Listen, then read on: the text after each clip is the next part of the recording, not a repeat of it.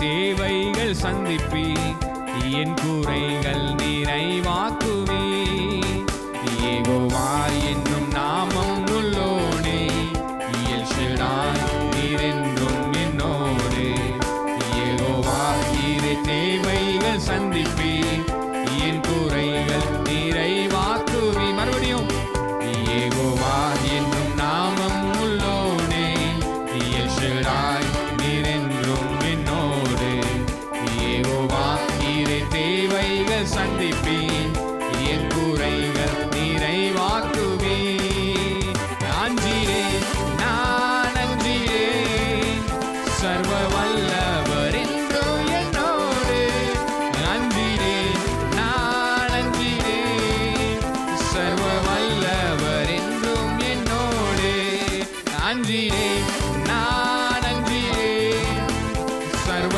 வல்லவர் என்றும் என்னோடு அஞ்சிரே நான் அஞ்சிரே சர்வ வல்லவர் என்றும் என்னோடு என் பலவீனத்தில் பலனானவன் வியாதியில் வைத்தியரும் அவரே என் பலவீனத்தில் பலனானவன் வியாதியில் வைத்தியரும் அவரே துன்ப வேளையில் துணையானவர் என்றும் எந்தன் ஆறுதலே துன்ப வேளையில் துணையானவர் என்றும் எந்தன் அஞ்சிரே நான் அஞ்சிரே சர்வ வல்லவர் என்றும் என்னோடு அஞ்சிரே நான் அஞ்சிரே சர்வ வல்லவர் என்றும் என்னோடு அஞ்சிரே நான் அஞ்சிரே சர்வ வல்லவர் என்றும் என்னோடு அஞ்சிரே நான் அஞ்சிரே சர்வ வல்லவர் என்றும் என்னோடு எந்தன் கண்மலை நீரல்லவோ எந்த நடைக்களம் நீரல்லவோ எந்த கண்மலை நீரல்லவோ எந்த நடைக்களம் நீரல்லவோ எந்த தாவரம் நீரல்லவோ எந்த ஆதாரம் நீரல்லவோ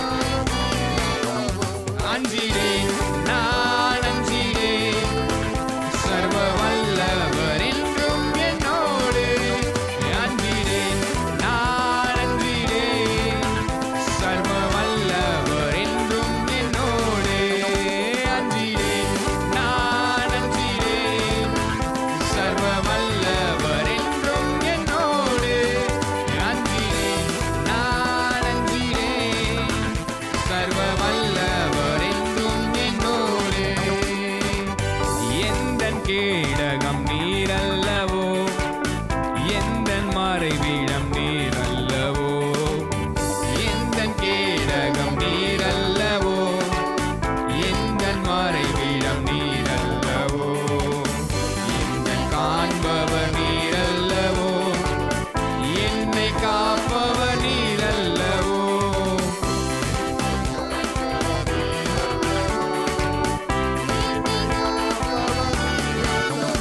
அஞ்சிரே நான் அஞ்சிரே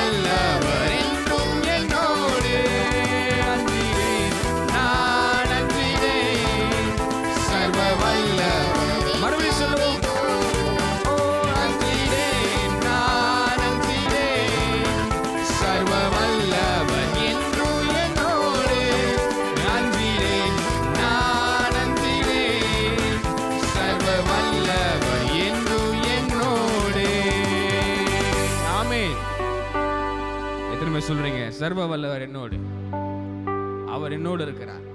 யார் கூட இருக்கிறார்? யாரோ இல்ல, என் கூட இருக்கிறார்.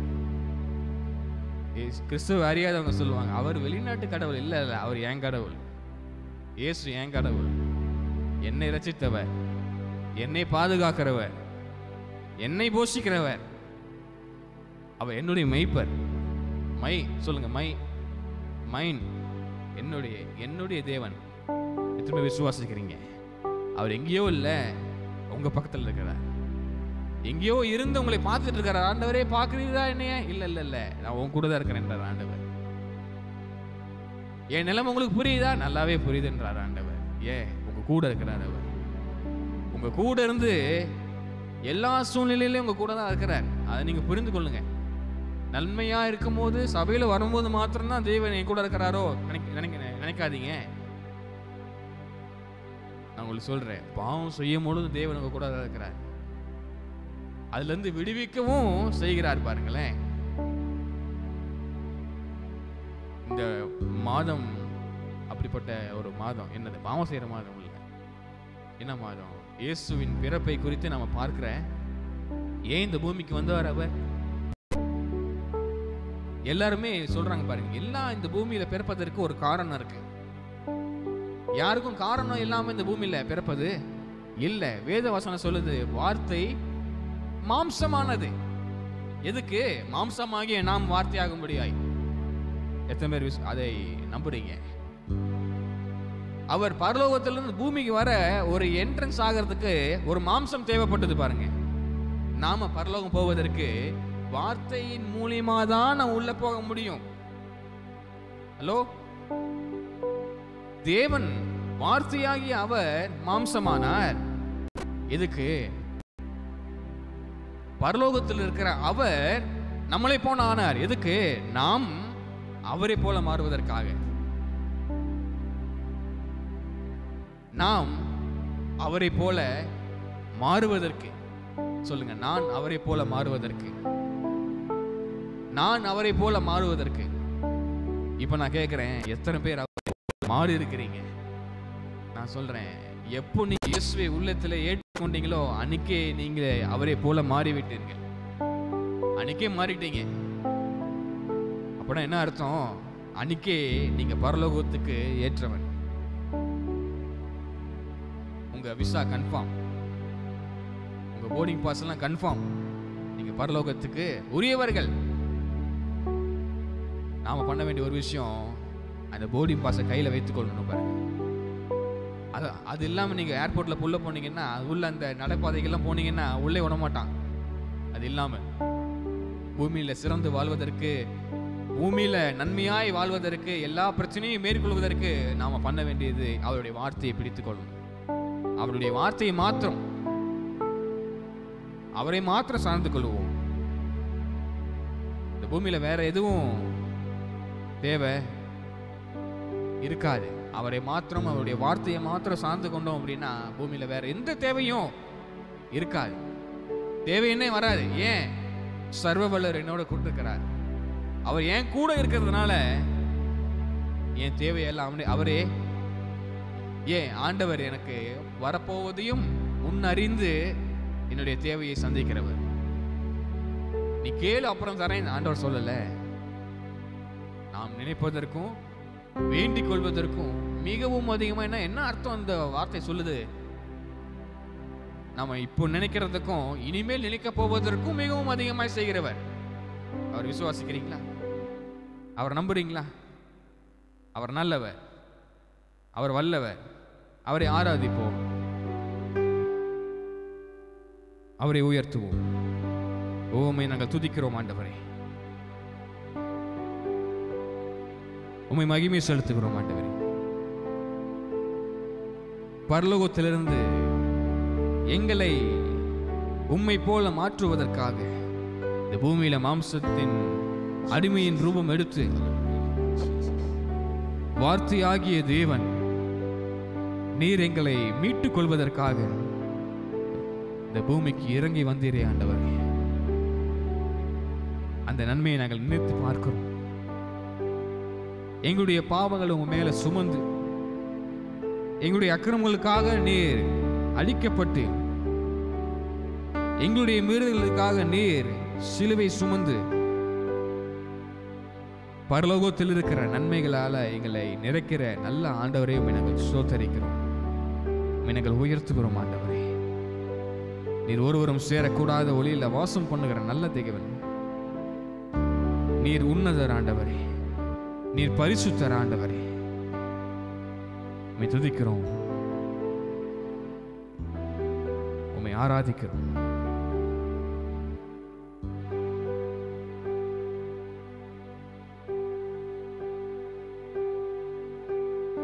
ஒருவரும் சேரா ஒளியினில் வாசம் செய்திடும் எங்கள் தேவனே, மனிதருள் யாரும் கண்டிடா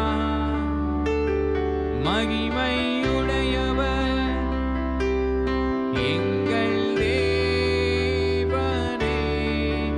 நீரே உன்னதர், நீரே பரிசுத்தர், நீரே மகத்துவர். உம்மை ஆராதிப்பேன். நீரே உன்னதர், நீரே பரிசுத்தர், நீரே மகத்துவர். உம்மை ஆராதிப்பேன்.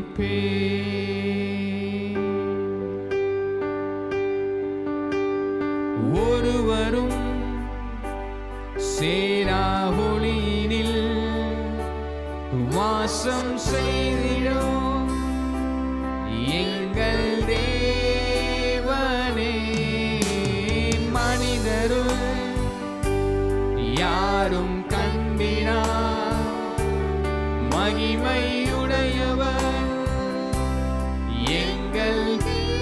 ஒருவரும் சேரக்கூடாத ஒளியில், ஒருவரோ சேரா ஒளியினில் வாசம் செய்திடும் எங்கள் தேவனே, மனிதரும் யாரும் கண்டிடா மகிமையுடையவர் எங்கள் தேவனே. நீரே உன்னதர், நீரே பரிசுத்தர், நீரே மகத்துவர். உம்மை ஆராதிப்பேன். நீரே, உம்மை துதிக்கிறோம் ஆண்டவரே, பரிசுத்தரே, நீரே மகத்துவர். உம்மை ஆராதிப்பேன். நீரே உன்னதர், நீரே பரிசுத்தர், நீரே மகத்துவர். உம்மை ஆராதிப்பேன். நீரே உன்னதர், நீரே பரிசுத்தர், நீரே மகத்துவர். உம்மை ஆராதிப்பேன். ஏகோலா நீரே, உமக்கு ஆரம்பமில்லையே. ஏகோலா நீரே, உமக்கு முடிவொன்றும் இல்லையே. ஏகோலா நீரே, உமக்கு ஆரம்பமில்லையே. ஏகோலா நீரே, உமக்கு முடிவொன்றும் இல்லையே. உம்மை அறிந்தவர் இல்லையே, உம்மை புரிந்தவர் இல்லையே, உம்மை கண்ட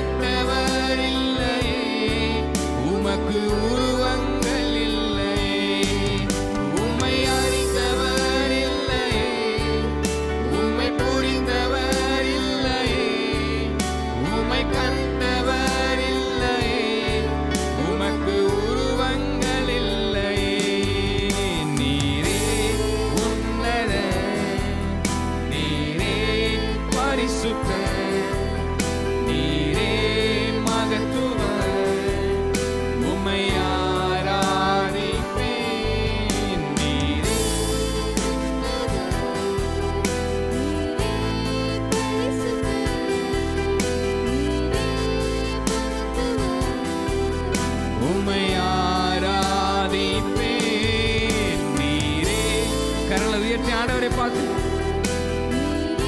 பரிசுத்த தேவனே, மகத்துவரே, உம்மை ஆராதிப்பேன்.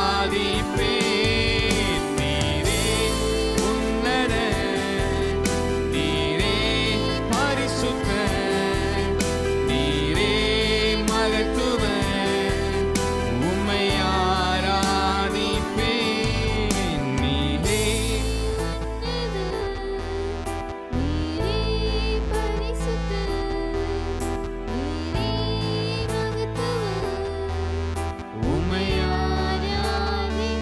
மறுபடியும் சொல்லுவோம். நீரே நீரே நீரே உம்மை ஆராதிப்பேன். நீரே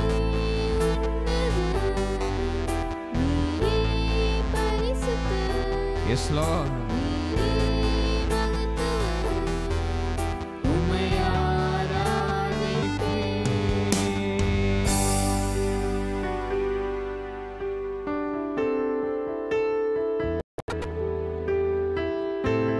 துதிக்கிறோம், மகிமையை செலுத்துகிறோம் ஆண்டவரே. பரிசுத்தரே, மகத்துவரே, உன்னதரே, சிறந்தவரே, நாமங்களை சொல்லி நாங்கள் ஆராதிக்கிறோம் ஆண்டவரே. எங்களுடைய துதிக்கு நீர் பாத்திரர் ஆண்டவரே, எங்களுடைய புகழ்ச்சிக்கு நீர் பாத்திரர் ஆண்டவரே.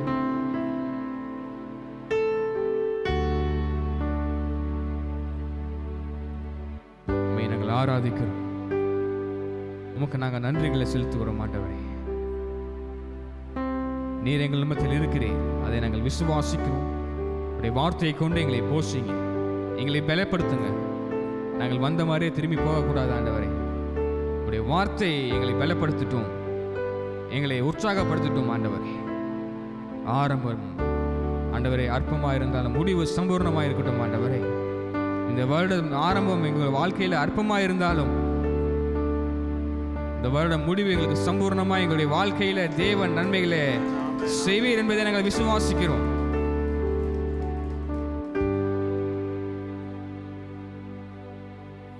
பாதுகாத்துக் கொள்ள வழிநடத்தும் எல்லா துதிகன மகிமை எல்லாம் உமக்கு செலுத்துகிறோம் ஆண்டவரே.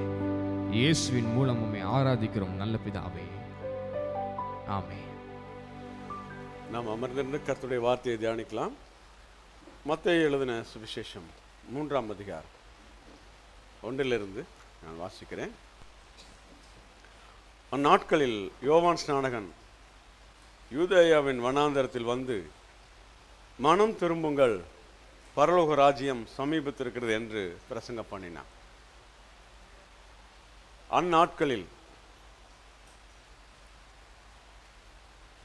மனம் திரும்புங்கள், பரலோக ராஜ்யம் சமீபத்தில் வந்திருக்கிறது என்று யோவான் ஸ்நானகனால் சொல்லப்பட்ட வார்த்தை இந்த நாட்களில் நம்முடைய வாழ்க்கையில், நம்மை சார்ந்தவர்களுடைய வாழ்க்கையில் நிறைவேறுகிற நாட்களாக இருக்கிறது.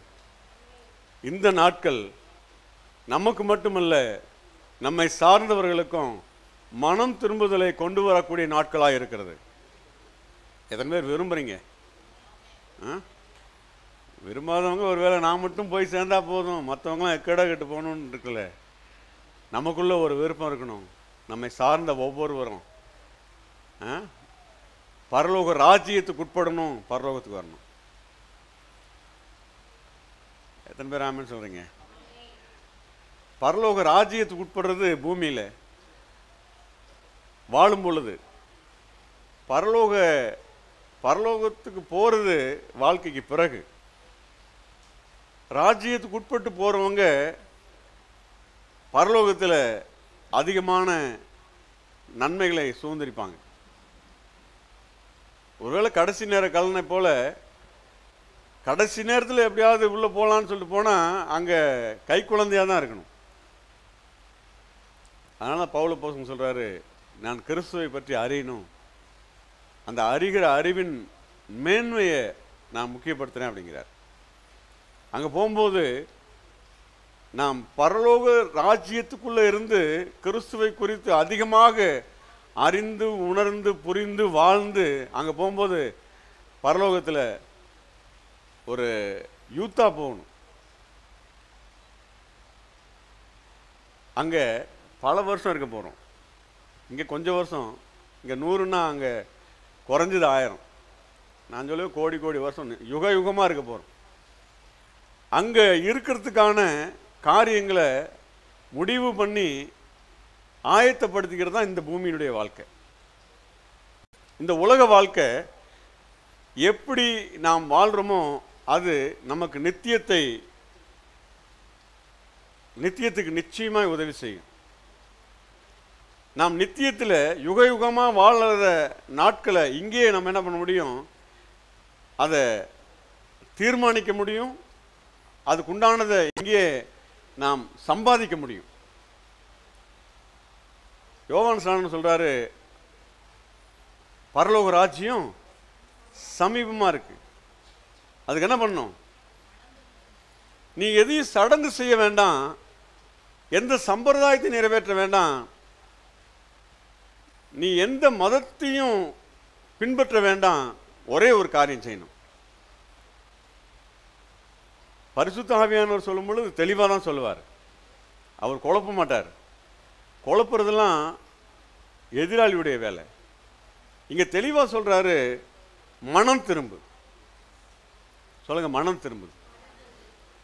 மனம் திரும்பணும். சொல்லுங்க, மனசை மாற்றணும், மனசை திருப்பணும். இப்போது நம்ம ஸ்நானகனை குறித்து, அவனுடைய பிறப்பை குறித்து பார்க்கும்போது அவனை எதுக்காக இந்த பூமியில் பிறப்பிக்கிறேங்கிறத ஆண்டவர் சொல்கிறார். வாசிக்கலாம், லூக்கா சுவிசேஷம்.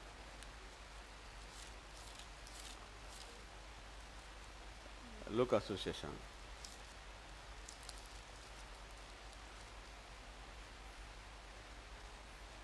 1ஆம் அதிகாரம்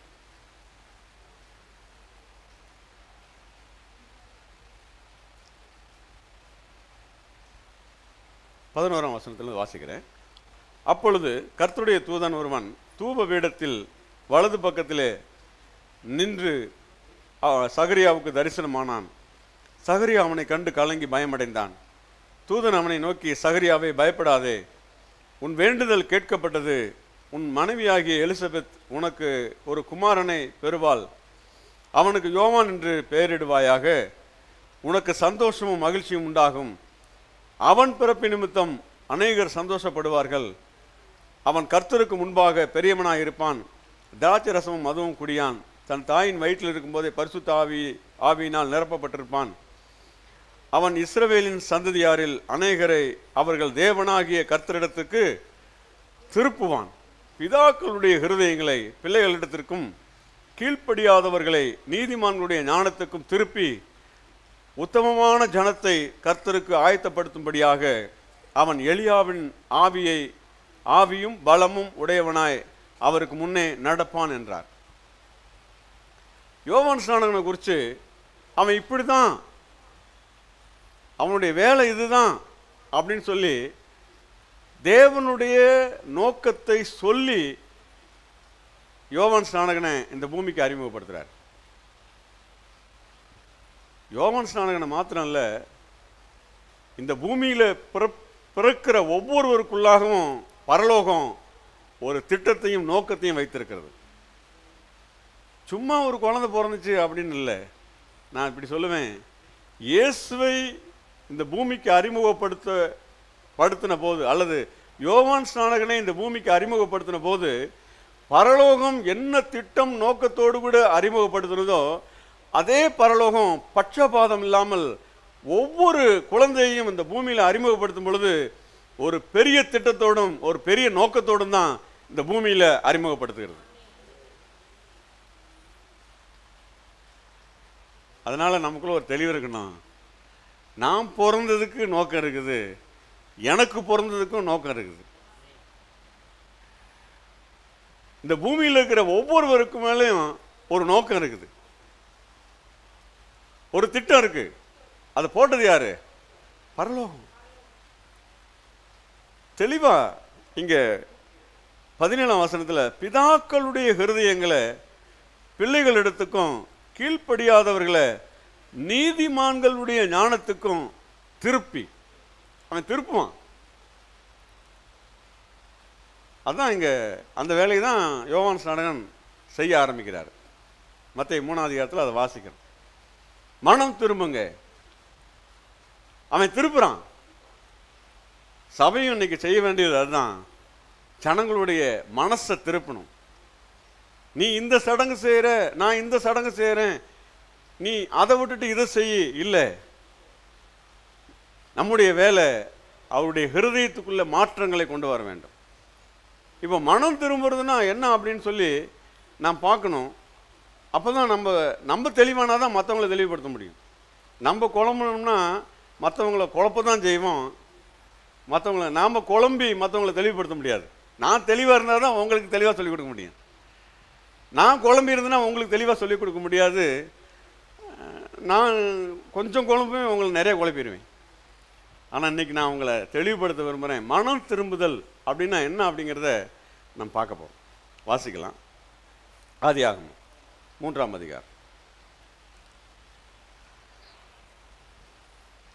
2 ஸ்திரீ சர்ப்பத்தை பார்த்து, நாங்கள் தோட்டத்தில் உள்ள விருட்சங்களின் கனிகளை புசிக்கலாம், ஆனாலும் தோட்டத்தின் நடுவில் இருக்கிற விருட்சத்தின் கனிகளை குறித்து தேவன் நீங்கள் சாகாதபடிக்கு அதை புசிக்கவும் அதை தொடவும் வேண்டாம் என்று சொன்னார் என்றாள். இன்னும் பார்த்தோம்னா இதுதான் ஆரம்பம். பாவம் உலகத்தில் பிரவேசிக்கிறதுக்கான ஆரம்பம் எதிராளியுடைய பேச்சை கேட்கறது மாத்திரம் இல்லை, இன்ட்ராக்ட் பண்ணுறது. அவங்களோ அந்த அந்த அந்த தேவையில்லாததுக்குள்ளே நுழையிறது மாத்திரம் தப்பு இல்லை, நுழைஞ்சு அதை கொஞ்சம் டீல் பண்ணுறது. இன்றைக்கி அநேகருக்குள்ள எதிராளியுடைய சூழ்ச்சி வர்றதுக்கு காரணம் தேவன் விரும்பாத, தேவன் எதிர்பார்க்காத காரியத்துக்குள்ள உள்ள பிரவேசிச்சு அதை டீல் பண்ணுறது. இங்கே நான் பார்க்குறோம், தேவனாகிய கர்த்தர் ஆதாம்கிட்ட சொல்லிட்டார். என்ன சொன்னார்? ஆதியாகமம் 2ஆம் அதிகாரம் 15ஆம் வசனம். தேவனாகிய கர்த்தர் மனுஷனை ஏதேன் தோட்டத்தில் அழைத்து கொண்டு வந்து, ஏதேன் தோட்டத்துக்குள்ள யார் கூட்டு வராங்க? கர்த்தர் தான் கூட்டு வரார். இந்த உலகத்துக்கு உங்களை அழைச்சிட்டு வந்தது யாரு? தேவனாகிய கர்த்தர் தான் உங்களை அழைச்சிட்டு வந்தார். எத்தனை பேர் ஆமென் சொல்றீங்க? ஒருவேளை ஆதாம ஏதேன் தோட்டத்துக்குள்ள கொண்டு வந்தாரு, நம்மை இந்த பூமியில் அழைச்சிட்டு வந்ததுடைய நோக்கம் இந்த பூமியை ஏதேன் தோட்டமாக மாற்றுவதற்காக. உங்கள் மூலமாக இந்த பூமி ஏதேன் தோற்றமாக மாற்றப்படுவதற்காக கர்த்தர் உங்களை இந்த பூமியில் அறிமுகப்படுத்தியிருக்கிறார். அழைத்து கொண்டு வந்து அதை பண்படுத்தவும் காக்கவும் வைத்தார். அங்கே எல்லாமே நல்லதாக இருக்கு. அங்கே ஆதாம் ஒன்றும் செய்ய வேண்டியதில்லை. ஏன்னா தேவனால் அருமையாக சிருஷ்டிக்கப்பட்ட ஒரு தோட்டம் தான் ஏதேன் தோட்டம். எல்லாத்தையும் நேர்த்தியாக பண்ணார். சகலத்தையும் நேர்த்தியாக நன்மையாக செய்கிற கர்த்தர் தாமே ஏதேன் தோட்டத்தை அருமையாக படைச்சார். உருவாக்கிட்டு தான் அங்கே அங்கே அங்கே அங்கே வாசிக்கிறோம், அங்கே ஒரு நதி ஓடிச்சான். அந்த நதி போகிற இடத்துலலாம் பொன் விலை தான்.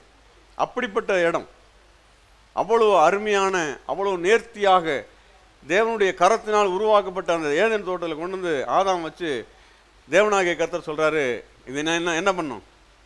பண்படுத்தணும். அது மாத்திரம் இல்லை, காப்பாற்றணும். அதனுடைய அர்த்தம் என்னன்னா, இங்கே ஒருத்தன் சுற்றிட்டு இருக்கிறான், அவன் எல்லாத்தையும் கெடுக்க பார்க்குறான். அவன் கெடுக்க பார்க்குறான். அவனுடைய அந்த செய்கையிலிருந்து தோட்டத்தை நீ என்ன பண்ணணும்? பாதுகாக்கணும், பண்படுத்தணும், பாதுகாக்கணும். அங்கே கிளியராக சொல்லிட்டாரு, எதிராளி ஒருத்தன் இருக்கிறான், அவனை உள்ள விடாத அப்படின்னு சொல்லி சொல்கிறத பாதுகாத்துக்கோ அப்படின்னு சொல்கிறார். ஆனால் இங்கே 3ஆம் அதிகாரத்தில் அவன் என்ன பண்ணுறான்? தந்திரமாக உள்ள வர்றான். வசனம் அப்படி தான் சொல்லுது. 3ஆம் அதிகாரம் 1, தேவனாகிய கர்த்தர் உண்டாக்கின சகல காட்டு ஜீவன்களை பார்க்கலும் சர்ப்பமானது தந்திரம் உள்ளதாக இருந்தது. இன்னைக்கு மனுஷங்களுக்குள்ள அநேக உபாய தந்திரம் இருக்கு.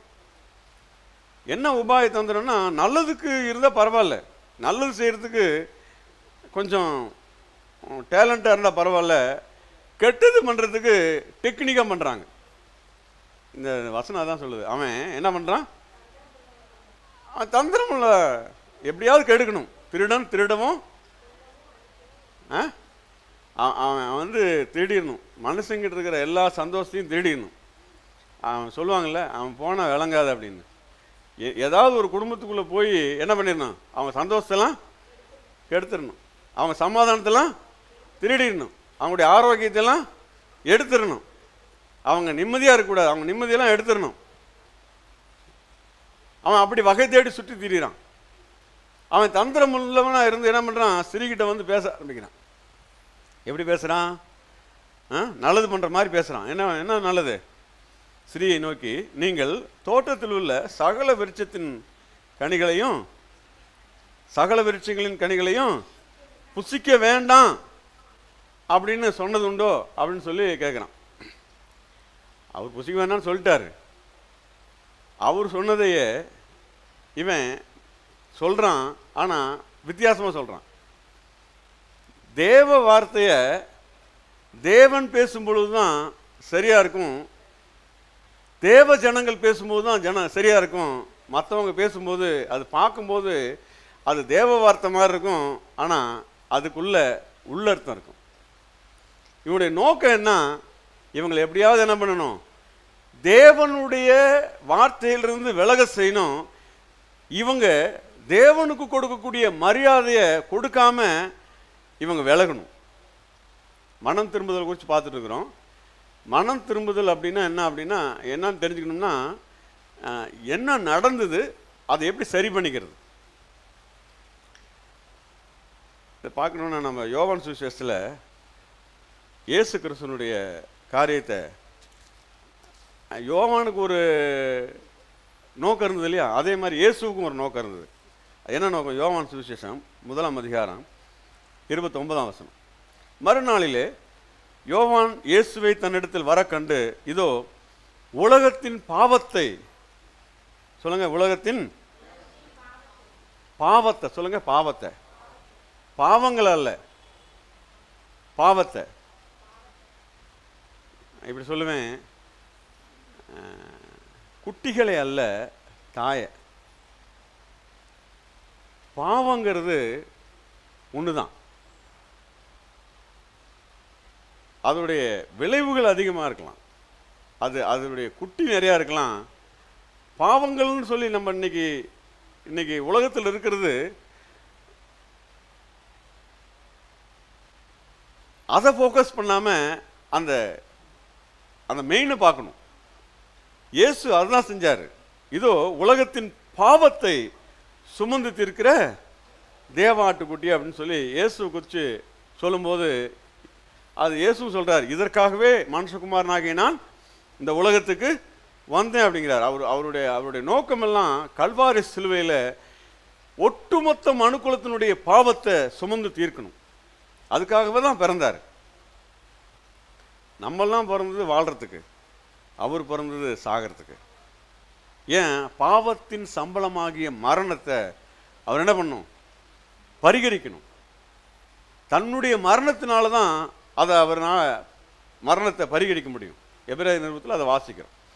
இப்போ பாவங்களை அல்ல, பாவத்தை என்ன பண்ணார்? சுமந்து தீர்த்தாரு. அவர் சுமந்து தீர்த்ததுனால இன்னைக்கு உலகத்தில் பாவம் இல்லை. எத்தனை பேர் ஆமென் சொல்கிறீங்க? அவர் செஞ்சால் சரியாக செய்வார், குறை வைக்க மாட்டார், எதுலேயுமே குறை வைக்க மாட்டார், நிறைவாய் செய்வார், சம்பூர்ணமாய் தருவார், திருப்தியாய் கொடுப்பார். 5 அப்பம் 2 மீனை வச்சு 5000 புருஷர்களுக்கும் அதிகமான பேருக்கு என்ன பண்ணார்?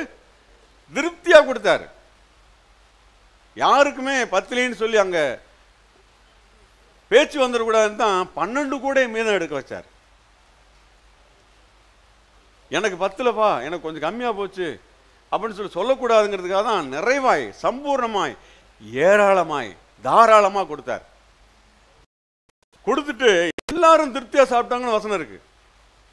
எல்லாரும் திருப்தியாக சாப்பிட்டு மீதி எத்தனை கூட இருந்தது? 12 கூட கூட எங்கிருந்து வந்தது தெரியல. ஆனால் 12 கூட வந்தது. ஏன் 12 கூட வந்தது? 12 சீசர்கள் இருந்தாங்க, அவங்க தான் சுமக்கணும். 12 சீசரில் ஒரு சீசன் சுமாரான ஆளாச்சு, பரவாயில்ல, யூதாஸும் சுமக்கட்டும், யூதாஸ்கிட்டையும் ஒரு கூடையை கொடு, பையன் என்னுடைய கஜானாவே கொடுத்துக்கிறேன் அப்படின்னு சொல்லி என்ன பண்ணார்? கொடுத்தார். மீதி ஒன்றும் சேதாகாதபடி என்ன பண்ணுங்க, எல்லாத்தையும் சேகரிங்க அப்படின்னு சொன்னார். 12 கூட மிச்சம் வந்தது. அவர் நிறைவாய் செய்கிறவர், பர்ஃபெக்டாக செய்கிறவர். உலகத்தின் பாவத்தை என்ன பண்ணாரு? த சின்ஸ் அல்ல, த சின் ஆஃப் த வேர்ல்டு. பாவத்தை என்ன பண்ணாரு? சுமந்து தீர்த்தார். அது வசனம் சொல்லுது, டேக் அவே, உலகத்திலிருந்து எடுத்துட்டார். பாவத்தை என்ன பண்ணிட்டாரு? உலகத்திலிருந்து எடுத்துட்டார். எத்தனை பேர் ஆமேன்னு சொல்றீங்க? இப்போ உலகத்தில் பாவம் இல்லை, அப்போ ரொம்ப சந்தோஷம் தானே. ஆனால் இயேசுவே சொல்றாரு பாவம் இருக்குன்னு. அது என்னன்னு பார்க்க போகிறோம். இங்கே மனம் திரும்புதல் அப்படின்னு சொல்லும்போது என்ன பாவம் அப்படிங்கிறத அங்கே ஏதேன் தோட்டத்துக்கு போனோம். ஏதேன் தோட்டத்தில் என்ன நடந்தது? எதிராளி சூழ்ச்சி பண்ணா. என்ன சூழ்ச்சி பண்ணா? தேவனாகிய கர்த்தர் சொன்னாரு, நீ இதை புசிக்காத. 2 ஆதியாகமம் 2:17. ஆனாலும் 16 வாசிக்கிறேன். தேவனாகிய கர்த்தர் மனுஷனை நோக்கி, நீ தோட்டத்தில் உள்ள சகல விருட்சத்தின் கனியையும் புசிக்கவே. ஏன் அப்படி சொல்றாரு? புசிக்கவே புசிக்கலாம் அப்படின்னு சொல்றாரு. ரைமிங்கா சொல்றாரா? இல்ல, அவர் சொல்றாரு, நீ A to Z எல்லாத்தையும் நீ நல்லா சாப்பிடு, நல்ல திருப்தியா சாப்பிடு, எதையும் ஒதுக்க வேண்டாம். நான் படைத்த சகலத்தை நீ என்ன பண்ண, நல்லா சாப்பிடு, உனக்காக தான் படைச்சேன், எல்லாத்தையும் சாப்பிடு அப்படின்னு சொல்லிட்டு ஒன்னு சொல்றாரு. ஏன் அதை சொல்லணும்? ஏன் அதை சொல்லணும்? பின்பு தேவனாகிய கர்த்தர் ஆனாலும் 17ஆம் வசனம், ஆனாலும் நன்மை தீமை அறியத்தக்க விருட்சத்தின் கனியை புசிக்க வேண்டாம். ஏன் அப்படி சொல்லணும்?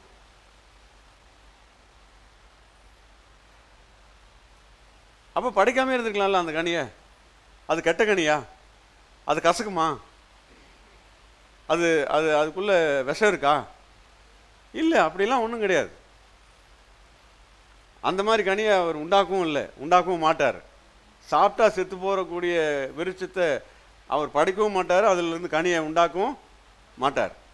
ஏன்னா நன்மையானது மட்டும்தான் அவரால் செய்ய முடியும். ஏன்னா அவரே சொல்லிட்டார், என்னால் நன்மை மட்டும்தான் செய்ய முடியும், கெட்டது செய்யறதுல யாரு? அவன். நானும் உங்களுக்கு ஜீவன் உண்டாகவும் நல்லது நடக்கிறதுக்கு மட்டும்தான் நான் வந்திருக்கிறேன். என்னால் நல்லது மட்டும்தான் செய்ய முடியும். நான் ஜீவன் உண்டாக்கவும் அந்த ஜீவன் பரிபூர்ணமடையும் வந்தன். அவன் தான் திருடவும் கொல்லவும் அழிக்கவும் வர்றான், அவன் வேற ஒன்றுக்கும் வரமாட்டான். அவன் அப்படின்னா என்ன அர்த்தம்னா, அவன் வேற ஒன்றுக்கும் வரமாட்டான், நானும் நல்லது அல்லாதது வேற ஒன்றையும் செய்ய மாட்டேன்.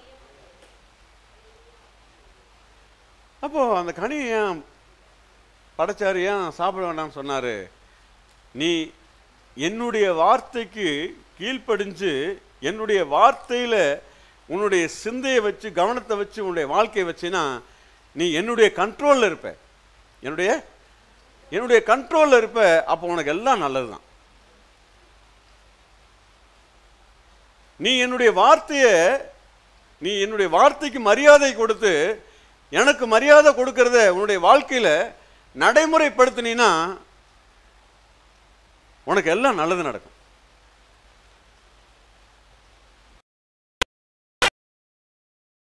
வார்த்தைக்கு நீ கீழ்ப்படியாம போனீன்னா நீ எனக்கு கொடுக்கிற மரியாதையை கொடுக்காம விட்டுறேன்னு அர்த்தம்.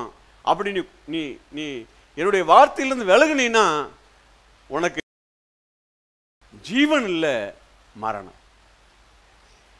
என்னுடைய வார்த்தைக்குள்ள இருந்தீன்னா உனக்கு ஜீவன் உண்டாகும், அது பெருகும். எனக்கு கொடுக்கிற மரியாதை உனக்கு ஜீவனை அபிவிருத்தி செய்யும். அந்த மரியாதையிலிருந்து நீ விலகுனீன்னா ஜீவன் வராது, ஜீவன் வேலை செய்யாது. அந்த உயிர் உருவாக்கக்கூடிய காரியம் உனக்கு உதவி செய்யாது, மரணம் உனக்குள்ளாக சம்பவிக்கும், அது உன்னுடைய காரியத்தை எல்லாம் கெடுத்து போடும். அதான் சொல்றார், நீ இதை புசிக்கும் நாள்ல சாகவே சாவே. அப்படின்னா நீ எனக்கு கொடுக்கிற மரியாதையை உன்னுடைய வாழ்க்கையில காண்பிப்பதற்கு நான் உனக்கு காண்பிக்கிற ஒரு வாய்ப்பு. அதுக்காக தான் அந்த கனி அங்க அந்த கனியை புசிக்க வேண்டான்னு சொன்னார். அப்போ பாவம் அப்படிங்கிறது நாம் இப்படி நினைச்சிட்டு இருக்கிற மாதிரி இந்த உலக பிரகாரமாக சொல்லக்கூடிய காரியங்கள் அல்ல. தேவனுக்கு நாம் கொடுக்கக்கூடிய மரியாதையை கொடுக்காம விடுறது தான் பாவம். அந்த அங்கே ஸ்டார்ட் ஆச்சு. அப்படி ஆதிப்பிதா அதிலிருந்து தேவனுக்கு கொடுக்கக்கூடிய மரியாதையை, கணத்தை, கணங்கிறது நம்முடைய வார்த்தை, மரியாதைனா புரிகிற வார்த்தை. கர்த்தருக்கு கொடுக்கக்கூடிய, சிருஷ்டிகருக்கு கொடுக்கக்கூடிய கணத்தை கொடுக்காம அவருடைய பேச்சை விட்டு விலகி வெளியே வந்தாங்க. அவருடைய பேச்சுக்கு கீழ்ப்படிஞ்சிருக்கும் பொழுது அவருடைய கண்ட்ரோலுக்குள்ள இருந்தாங்க. தேவனாகிய கர்த்தர் எல்லாவற்றையும் பொறுப்பெடுத்துக் கொண்டார். எல்லாம் சரியா இருந்தது. அதுல எந்த தீங்கும் பிரவேசிக்கவே முடியல. ஆனா தேவனுக்கு கொடுக்கக்கூடிய கணத்திலிருந்து, அந்த வார்த்தையில விலகி, அவருக்கு கொடுக்கக்கூடிய கணத்திலிருந்து அவங்க விலகி எதிராளியுடைய பேச்சுக்கு கீழ்ப்படிஞ்சதுனால அவங்க அவனுடைய கைக்கு மாற்றப்பட்டாங்க. தேவனுடைய கரத்திலிருந்து அவங்க விலகி தங்களை என்ன பண்ணாங்க, தங்களுடைய குடுமையை கொண்டு போய் அவங்க கையில் கொடுத்துட்டாங்க. அதுதான் ஏதேன் தோட்டத்தில் நடந்தது. நான் உனக்கு புசிக்க வேண்டாம் என்று சொன்ன கனியை நீ புசித்தாயோ அப்படின்னு சொன்னது மாத்திரம் இல்ல, உன்னை நிர்வாணின்னு சொன்னது யார்? நான் தான் உனக்கு அதிகாரி, நான் தான் தீர்மானிக்கணும், நான் தான் உன்னை படைச்சேன், எனக்கு தான் உரிமை இருக்கு. ஆனா என்னுடைய உரிமையை நீ வேறொருவனுக்கு கொடுத்துட்டியா அப்படின்னு ஆதாமை பார்த்து தேவனாகிய கர்த்தர் கேட்கிறார். இப்போ எல்லாம் என்ன ஆகுது, தேவனுக்கு கொடுக்கக்கூடிய மரியாதையை கொடுக்காம அவங்க விலகுனது தான் பாவம். இப்போ யோவான் ஸ்நானகன் அதான் சொல்றாரு, மனம் திரும்ப நீ என்ன பண்ணு, கர்த்தருக்கு கொடுக்கக்கூடிய கணத்தை கொடுப்பதற்கு உன்னுடைய ஹிருதயத்தை ஒப்புக்கொடு, உன் மனசை திருப்பு, பரலோக ராஜ்யம் சமீபமா இருக்கு. அப்படின்னா அப்ப சமீபமா இருந்தது. கல்வாரி சிலுவையில் இயேசு எப்போ தன்னுடைய ஜீவனை கொடுத்தாரோ அப்பவே பரலோக ராஜ்யம் தேவ சத்தத்துக்கு கீழ்ப்படுகிற அனைவருக்குள்ளாகவும் வந்து விடுகிறது. இயேசு தான் சொல்றாரு, பரலோக ராஜ்யம் உங்களுக்குள்ளேயே வந்துருச்சு அப்படின்றார். அவருடைய ஆளுகை, அவருடைய வல்லமை, அவருடைய அதிகாரம், அவருடைய உரிமை, பரலோகத்தினுடைய சகல சௌபாக்கியங்களும் உங்களுக்குள்ளேயே வந்துருச்சு அப்படின்றார். எப்போ? அவருடைய வார்த்தைக்கு நாம் செவி கொடுத்து அவரை கனப்படுத்த ஆரம்பிக்கும் பொழுது. ரோமர் நிருபத்தில் பவுல் அப்போஸ்தலன் இப்படி சொல்றாரு, எல்லாரும் பாவம் செஞ்சு தேவ மகிமை அற்று போனோம், தேவ மகிமை அற்று போனோம். ஆனா மனம் திரும்பி இயேசுவை நாம் கனப்படுத்தி ஏற்றுக்கொள்ளும் பொழுது, அவருடைய கல்வாரி சிலுவையினுடைய காரியங்களை நாம் அங்கீகரிக்கும் பொழுது, நாம் ஜீவனுக்குட்பட்டு தேவ மகிமையை சுதந்திரிக்கிறவர்களாக நாம் மாற்றப்படுகிறோம். அல்லேலூயா. அதான் அங்க நடக்குது. வாசிக்கலாம்.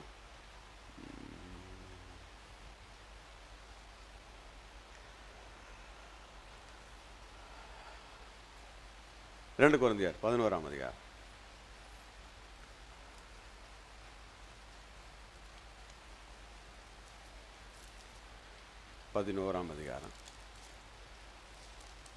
ஒன்னிலிருந்து வாசிக்கிறேன்.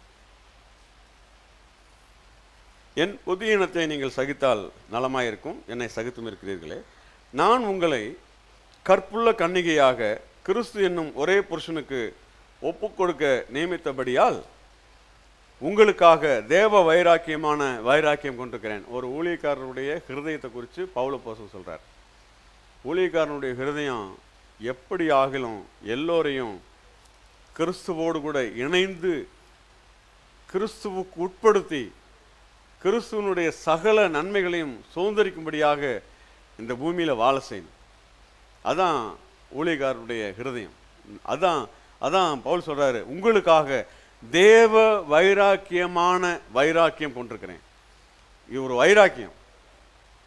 ஜனங்க எப்படியாவது கிறிஸ்துவை கனப்படுத்தணும், கிறிஸ்துவின் மூலமாக வரக்கூடிய இன்பங்களை அனுபவிக்கணும். அந்த கற்புள்ள கன்னிகையினுடைய அந்த அந்த காரியத்தினுடைய அர்த்தம், மணவாளனுடைய எல்லா இன்பங்களையும் அனுபவிக்கிற மணவாட்டியாக இந்த பூமியில திருச்சபை இருக்கணும். அல்லேலூயா. இதெல்லாம் கேட்கும்போது பரவசம் வரணும். சொல்லுவோம்ல, ஒரு கிளுகிழு போறணும், இப்படி வரணும். மணவாளனுடைய எல்லா நன்மைகளையும் என்ன பண்ணியிருக்காரு? மணவாட்டிக்கு தான் கொடுத்துருக்கிறாரு, சபைக்கு தான் கொடுத்துருக்கிறாரு. சபைக்குள்ள இருக்கிற ஒவ்வொருவருக்கும் சகல சௌபாக்கியங்களையும் மணவாளனாகிய கிறிஸ்து கல்வாரி சிலுவையில சம்பாதித்து கொடுத்திருக்கிறார்.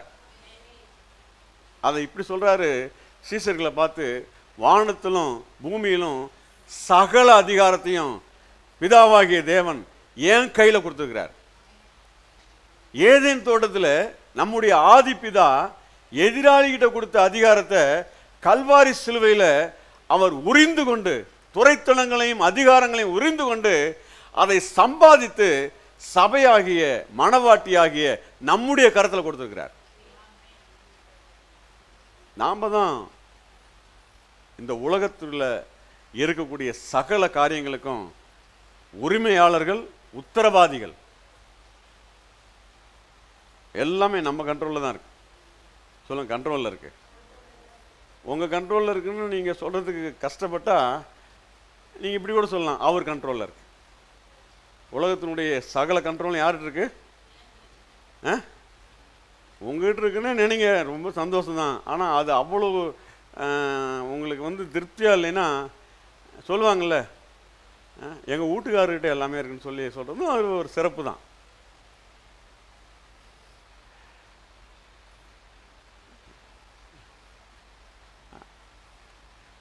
அதுக்கு மனசு வர மாட்டேங்குதா? அவர் சொன்னார், அவர்கிட்ட எல்லா சொல்லுங்க, எல்லா கண்ட்ரோலும்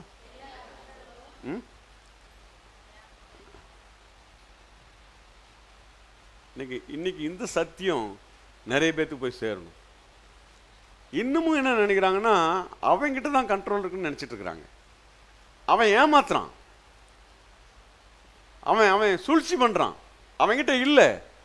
எல்லா துரைத்தனங்களையும் அதிகாரத்தையும் கல்வாரி சிலுவையில் உரிந்து கொண்டார்.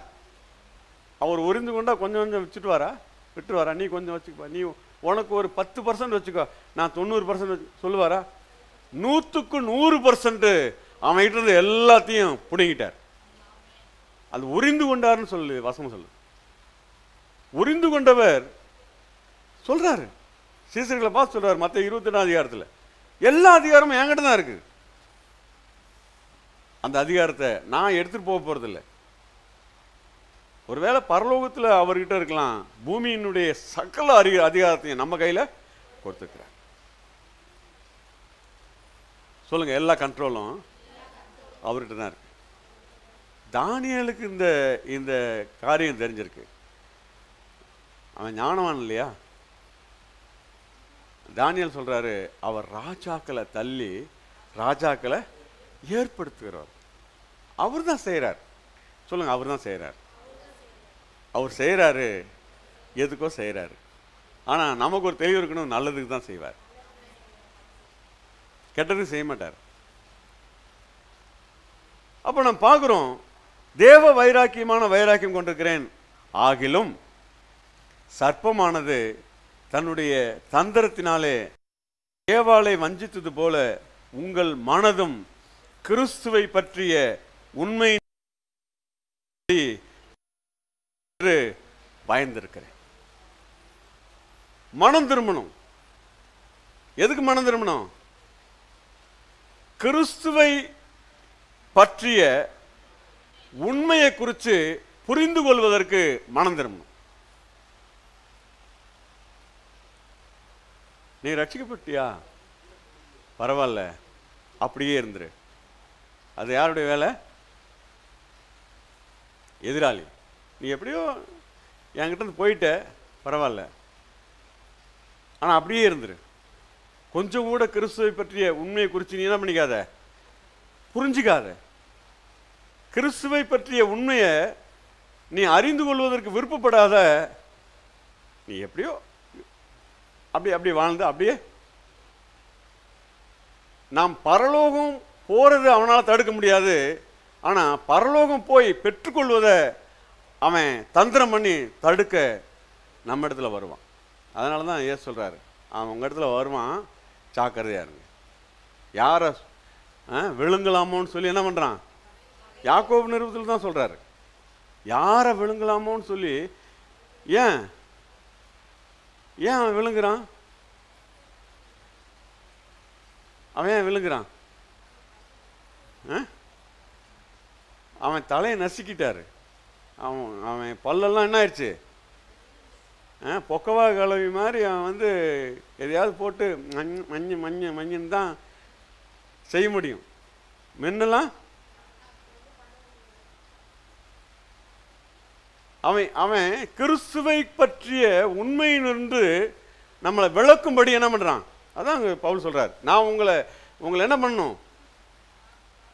மணவாளனுடைய எல்லா நன்மைகளையும் பெற்று அனுபவிக்கக்கூடிய மணவாட்டியாக இந்த பூமியில உங்களை அழகுபடுத்த நான் தேவ வைராக்கியம் கொண்டிருக்கிறேன்.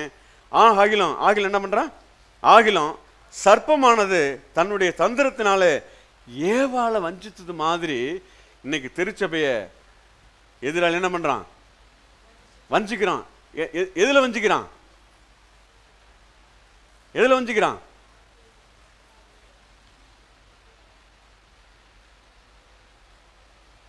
கிறிஸ்துவை பற்றிய உண்மையை பற்றி புரிந்து கொள்ளாமபடி வஞ்சிக்கிறான்.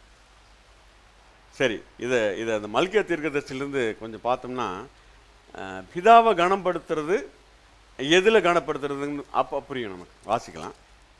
மல்கியா 1 அதிகாரம் 6 வசனம். குமாரன் தன் பிதாவையும் ஊழியக்காரன் தன் எஜமானையும் கணம் பண்ணுகிறார்களே, நான் பிதாவானால் என் கணம் எங்கே? நான் எஜமானனானால் எனக்கு பயப்படும் பயம் எங்கே என்று சேனைகளின் கர்த்தர் தமது நாமத்தை அசட்டை பண்ணுகிற ஆசாரியர்களாகிய உங்களை. இங்க ஆசாரியர்னு யாரையும் நினைக்காதீங்க, நம்மளாம் யாரு?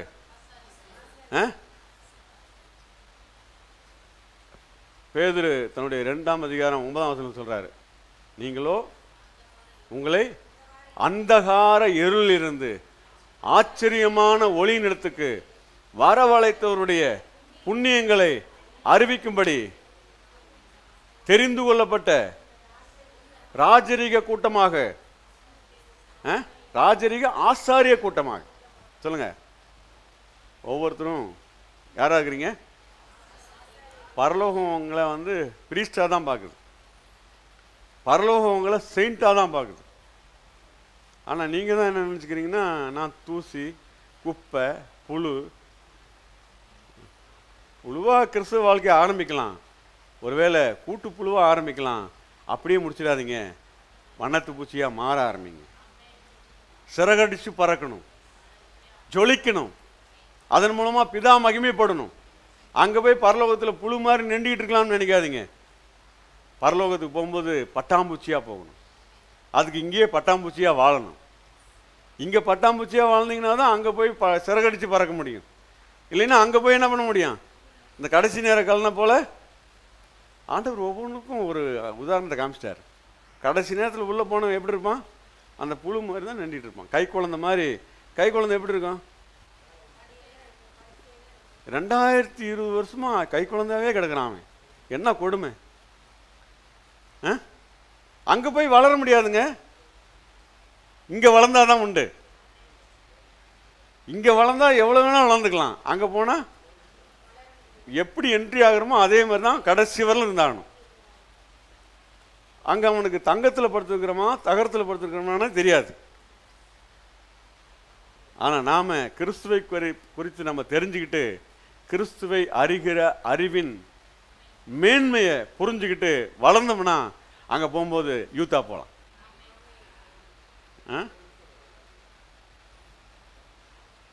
அங்கே இருக்கக்கூடிய A to Z எல்லாத்தையும் அனுபவிக்கலாம். எத்தனை நாளைக்கு? யுகாயுகமாக. சொல்லுங்க, யுகாயுகமாக. அது அப்படிதான் சொல்ல முடியுது. இத்தனை வருஷம்லாம் சொல்ல முடியல. யுகாயுகமாக அங்கே இருக்கக்கூடிய எல்லா நன்மைகளையும் நாம் அனுபவிக்க முடியும். உள்ள போறது அவனால் தடுக்க முடியாது. இது அவன் என்ன பண்ணுவான்? வஞ்சித்து தடுப்பான். அதான் பவுல் சொல்றாரு, தேவ வைராக்கியமான வைராக்கியம் கொண்டு. எதுக்கு? அவன் தடுக்க கூடாதபடி உங்களை எப்படியாவது என்ன பண்ணான்? கிறிஸ்துவுக்கு மணவாட்டியாக மணவாளனுடைய சகல நன்மைகளையும் பெற்று அனுபவிக்கக்கூடிய அந்த இன்பங்களை இந்த பூமியில் அனுபவிக்கக்கூடிய சபையாக மணவாட்டிகளாக உங்களை உருவாக்கும்படியாக தேவ வைராக்கியமான வைராக்கியம் கொண்டிருக்கேன்னு சொல்றாரு. இங்கே அந்த கிறிஸ்துவை குறித்த உண்மை அதை குறித்து அங்கே பார்க்குறோம். மல்கியால கணம். சொல்லுங்க, கணம். இதா சொல்றாரு. என்ன சொல்றாரு? என்னுடைய கணம் குமாரன் தன் பிதாவையும் ஊழியக்காரன் தன் எஜமானையும் கணம் பண்ணுகிறார்களே, நான் பிதாவானால் என் கணம் எங்கே? நான் எஜமானால் எனக்கு பயப்படுகிற பயம். இன்னைக்கு சபைக்குள்ள இருக்கக்கூடிய பயம் கர்த்தரை குறித்த பயம் இருக்கணும். மனுஷனை குறித்து பயம் இருக்கக்கூடாது. மனுஷனை குறித்த பயம் கண்ணியை தான் வர வைக்கும். இன்னைக்கு கண்ணியில் போய் நிறைய பேர் சிக்கிக்கிறாங்க. மனுஷனை குறித்து பயப்படுறாங்க. ஆனால் கர்த்தரை குறித்த பயம் இருந்ததுன்னா மனுஷனை குறித்து பயப்பட வேண்டிய அவசியம் இல்லை. மனுஷனை குறித்து பயப்படுறவங்க கர்த்தரை குறித்து பயப்படுற பயத்தில் இல்லாமல் இருக்கிறாங்க. உங்களுக்கு புரியுற மாதிரி சொல்லட்டுமா? ஒன்னா வெளிச்சத்தில் இருக்கணும், இல்லைன்னா இருட்டில் இருக்கணும். மப்பு மந்தாரமாக இருக்க முடியாது. கர்த்தரை குறித்து பயத்தில் இருந்தீங்கன்னா நீங்கள் வெளிச்சத்தில் இருக்கிறீங்க. மனுஷனை குறித்து பயத்தில் இருந்தீங்கன்னா நீங்கள் இருளில் இருக்கிறீங்க. ஆனால் நம்மை இருளின் ராஜ்யத்திலிருந்து விடுதலையாக்கி தமது அன்பின் குமாரனுடைய வெளிச்சத்தின் ராஜ்யத்துக்குள்ளே அவர் கொண்டு வந்து சேர்த்துட்டார். அவரை நம்ம கனம் பண்ணணும். அவரை நம்ம கனம் பண்ணணும். எப்படி கனம் பண்ண சொல்றாரு? வாசிக்கலாம். கர்த்தர் தமது நாமத்தை அசட்டை பண்ணுகிற ஆசாரியர்களாக உங்களை கேட்கிறார். அதற்கு நீங்கள் உமது நாமத்தை எதனாலே அசட்டை பண்ணினோம் என்கிறீர்கள். நியாயமான கேள்வி. என்னங்க சொன்னாதானே எங்களுக்கு புரியும். நாங்கள் சர்ச்சுக்கு வந்துட்டு தான் இருக்கிறோம், பைபிள் படிச்சுட்டு தான் இருக்கிறோம். தானியால் 3 வேளை ஜெபம் பண்ணார், நாங்கள் நினச்ச நேரம்லாம் ஜெபம் பண்ணுறோம், எல்லாம் பண்ணிட்டு தானே இருக்கிறோம். எதில் அசட்டை பண்ணுறோம் அப்படின்னு சொல்லி கேட்கிறீர்களே. என் பீடத்தின் மேல் உடனே எங்கே வராரு? எங்கே வராரு? பலிபீடத்துக்கு வர்றாரு. எங்கே வர்றாரு? சொல்லுங்க, பலிபீடம். பலிபீடம் சொல்லுங்க, பலிபீடம். இங்கே பிதா வர்றாரா? இயேசு எங்கே வர்றாருன்னு பார்ப்போம். மத்தேயு 5ஆம் அதிகாரம்.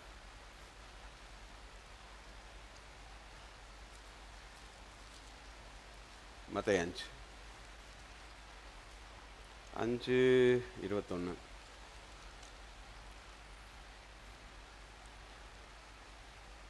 கொலை செய்யாதிருப்பாயாக என்பதும் கொலை செய்கிறவன் நியாயப்பிரமாணத்துக்கு ஏதுவாயிருப்பான் என்பதும் பூர்வத்தாருக்கு உதைக்கப்பட்டதென்று கேள்விப்பட்டிருக்கிறீர்களே. நான் உங்களுக்கு சொல்லுகிறேன், தன் சகோதரனை நியாயமில்லாமல் கோபித்துக் கொள்பவன் நியாய தீர்ப்புக்கு ஏதுவாயிருப்பான். தன் சகோதரனை வீணன் என்று சொல்லுகிறவன் ஆலோசனை சங்க தீர்ப்புக்கு ஏதுவாயிருப்பான். மூடனே என்று சொல்லுகிறவன் எரிநரகத்துக்கு ஏதுவாயிருப்பான். ஆகையால்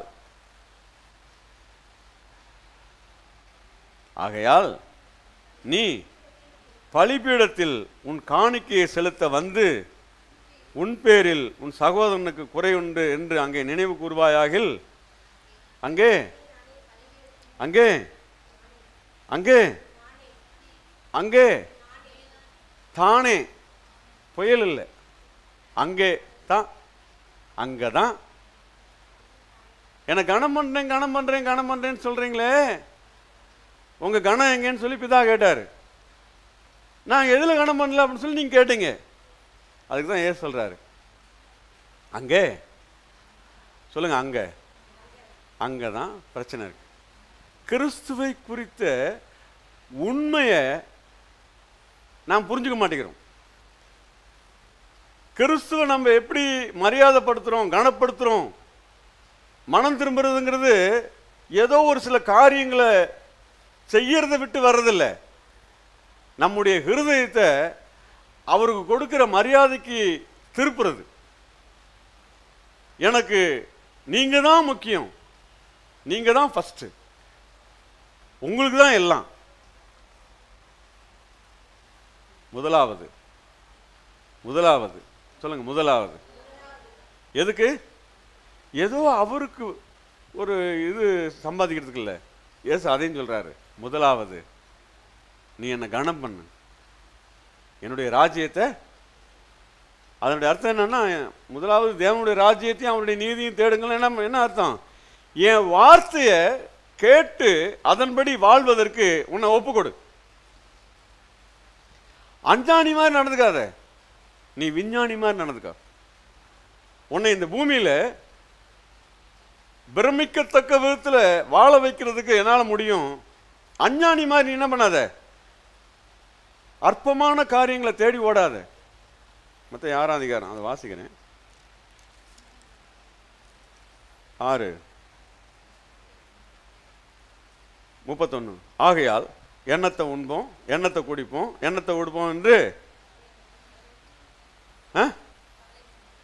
இதெல்லாம் வேண்டாமா? இதெல்லாம் ஹலோ, ஆராதனை முடிச்சுட்டு அதுக்கு தான் போக போகிறோம். கட்டாயம் வேணும், இல்லாட்டினா வயிறு என்ன பண்ணோம்? நாம் பண்ணிக்கலாம், பிள்ளைங்களாம் என்ன பண்ணோம் இல்லையா? கவலைப்படாதீங்க, சொல்லுங்க, கவலைப்படாதீங்க, கவலைப்படாதீங்க. இவைகளெல்லாம் அஞ்ஞானிகள். தேவனுடைய வார்த்தை இல்லாதவர்கள் அஞ்ஞானிகள், கிறிஸ்து அற்றவர்கள் அஞ்ஞானிகள். எவ்வளவு பெரிய ஞானியா இருந்தாலும் சரி, அங்க இயேசு இல்லைன்னா அஞ்ஞானி. எவ்வளவு பெரிய ஒண்ணுமே தெரியாம இருக்கிறவங்க இருந்தாலும், ஞான சூனியம் அப்படின்னாலும் இயேசு இருந்தா ஞானி. அதான் சொல்றார், அவைகளெல்லாம் அஞ்ஞானிகள் நாடி தேடுகிறார்கள், இவைகளெல்லாம் உங்களுக்கு வேண்டியவைகள் என்று உங்கள் பரமபிதா. யாருக்கு பிதா? தேவனுடைய வார்த்தைக்கு மரியாதை கொடுக்கிறவங்களுக்கு தான் அவர் பிதா. எல்லாத்துக்கும் பிதா இல்லை.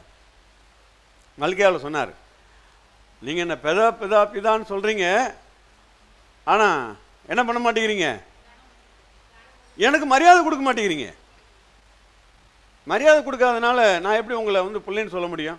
நீங்க சொல்லிக்கிறீங்க, ஆனா நான் உங்களை பிள்ளை என்கிற அந்தஸ்து கொண்டு வரணும்னா நீங்க என்ன பண்ணணும்? நீங்க என்ன கனம் பண்ணணும். இவைகளெல்லாம் தேவை என்பது உங்களுக்கு வேண்டியவை என்று உங்கள் பரமபிதா அறிந்திருக்கிறார். முதலாவது சொல்லுங்க, முதலாவது சொல்லுங்க, முதலாவது. இது சொல்லாம இருந்தா கொஞ்சம் பரவாயில்ல, ஆனா இயேசு சரியா சொல்லுவார். முதல் பட்டனை முதல்ல போடு, மற்ற பட்டன்லாம் சரியாக தான் இருக்கும். நீங்கள் கடைசி பட்டனை கொஞ்சம் தள்ளி போட்டுட்டு முதல் பட்டனை சரியாகணும்னா முடியுமா? நீ செய்ய வேண்டியது, எனக்கு கொடுக்கக்கூடிய கணத்தை நீ கொடுக்குறேங்கிறத உன்னுடைய வாழ்க்கையில் நிரூபிக்க ஆரம்பிச்சிட்டீங்கன்னா நான் என்ன பண்ணுவேன்?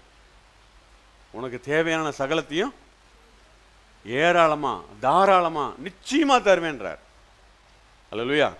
முதலாவது தேவனுடைய ராஜ்யத்தையும் அவருடைய நீதியையும் தேடுங்கள், அப்பொழுது இவைகளெல்லாம் உங்களுக்கு அதிகமாய் கிடைக்கும். அல்லேலூயா, அல்லேலூயா. மனசை எதுக்கு திருப்பணும்? மனம் திரும்புதல்னா என்ன? ஏதோ ஒரு சில காரியத்தை செஞ்சுக்கிட்டு இருந்தோம், அதை நிறுத்திட்டு இதை செய்கிறோங்கிறது இல்லை. அந்த சடங்கு செஞ்சோம், இந்த சடங்கு செய்கிறோம், அது இல்லை. ஒரு சில ப்ரோக்ராம் இல்லை, நம்முடைய வாழ்க்கைக்குள்ள மாற்றம் வரணும், நம்முடைய லைஃப் ஸ்டைல் மாறணும். அது எப்படி மாறணும்? என் கர்த்தரை நான் கனம் பண்ணணும். நான் கர்த்தரை கனம் பண்ணும் பொழுது எனக்கு தேவையான சகலத்தையும் பரலோகம் நிச்சயமாய் எனக்கு தரும். அது கொண்டு வந்து கொட்டுவார். அது நடக்கும். எப்படி நடக்கும்? அது எப்படிங்க முடியும்? வேலைக்கு போகாமே சம்பளம் வந்துடுமா? நிறைய பேத்துக்கு வேலைக்கு போனாலும் சம்பளம் கிடைக்க மாட்டேங்குது தெரியுமா? நிறைய பேத்துக்கு வேலையே கிடைக்க மாட்டேங்குது தெரியுமா? நமக்கு வேலையும் கொடுத்து சம்பளத்தையும் கொடுக்கறதுக்கு, வேலையும் கொடுத்து சம்பாதிக்கிறதுக்கு ஆற்றலையும் கொடுத்து, சரீரத்துக்கு சுகத்தையும் கொடுத்து, டெய்லி போயிட்டு வர்றதுக்கு ஆரோக்கியத்தையும் கொடுத்து, எல்லாம் செய்கிறது யாரு? பரலோகம். அவங்களுக்கும் அப்படி தானே செய்கிறாரு. ஆனால் அவங்களுக்கு செய்கிறாரு, அவங்களுக்கு நிச்சயம் இல்லை. ஏன்னா கண்ட்ரோல், அவங்க கண்ட்ரோல்லாம் யார்கிட்ட இருக்கு? கிறிஸ்து அல்லாதவங்களுக்குள்ள கண்ட்ரோல் மாறுது. இருளின் அதிகாரத்தில் இருக்கிறாங்க. அவங்களுக்கு எப்போ வேணாலும் எது வேணாலும் எப்படி வேணாலும் வந்துடும். ஆனால் கிறிஸ்துவுக்குள்ள இருக்கிற நமக்கு எப்பவுமே எதுவுமே தகாதவைகள் வரவே வராது. நமக்கு ஒரு தெளிவு இருக்கணும். என் கர்த்தருடைய கரத்தில் இருக்கிறேன், அவருடைய வார்த்தையின்படி நான் இருக்கிறேன், அவருடைய அன்பின் ராஜ்யத்துக்குள்ள இருக்கிறேன், எனக்கு எந்த சேதமும் வராது.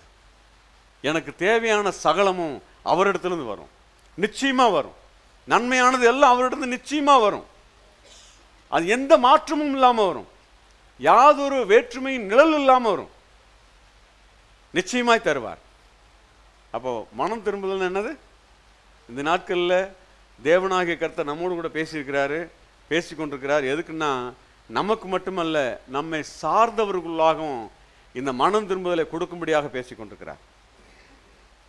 அந்நாட்களில் யூதேயா தேசத்தில் அப்படின்னா என்ன அர்த்தம்னா, நம்மை சார்ந்த அனைவருக்குள்ளாகவும் இந்த மனமாற்றத்தை கொடுக்கும்படியாக தேவனாகிய கர்த்தர் நம்மோடு கூட பேசிக்கொண்டிருக்கிறார். நாம் இந்த வார்த்தையை கேட்டு கர்த்தரை கனம் பண்ண ஆரம்பிக்கும் போது இந்த மனம் திரும்புதலினுடைய கனி அவர்களுக்குள்ளாக போய் அவர்களையும் பிடிக்கும். அவர்களுக்குள்ளாகவும் இது வேலை செய்யும், நிச்சயமாய் செய்யும். அதுக்கு தான் பரிசுத்த ஆவியானவர் நமக்கு கொடுத்துருக்கிறார். மூன்றில் ஒருவராகிய பரிசுத்த ஆவியானவர் நம்மோடு கூட இருக்கிறார். எத்தனை பேர் ஆமென் சொல்றீங்க? பரிசுத்த ஆவியானவர் நம்ம இடத்துல வருவதுடைய பிரதானமான நோக்கமே அதுதான், நம்மை பலப்படுத்தும்படியாக, நமக்கு சகாயம் செய்யும்படியாக. பரிசுத்த ஆவியானவர் நம்ம இடத்துல வரும்பொழுது நம்ம என்ன பண்ணுவோம்? பலம் அடைவோம். பலம் அடைஞ்சு என்னவா இருப்போம்?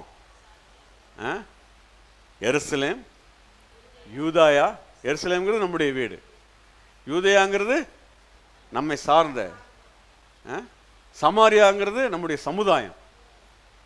அது மாத்திரமில்ல, உலகத்தின் முடிவு பரியந்தம் நம்ம என்ன பண்றாரு? ஒரு விட்னஸா, ஒரு சாட்சியா, ஒரு காட்சியாக வைத்து எல்லாரையும் மனம் திரும்புவதற்கு ஏதுகரமாக நம்மை நடத்துகிறார். கிறிஸ்துவை பற்றிய உண்மை, அதை விட்டு நம்ம என்ன பண்ணக்கூடாது? விலகக்கூடாது. இன்னொரு வசனத்தை வாசி முடிக்கலாம். லூக்கா சுவிசேஷம் 15ஆம் அதிகாரம்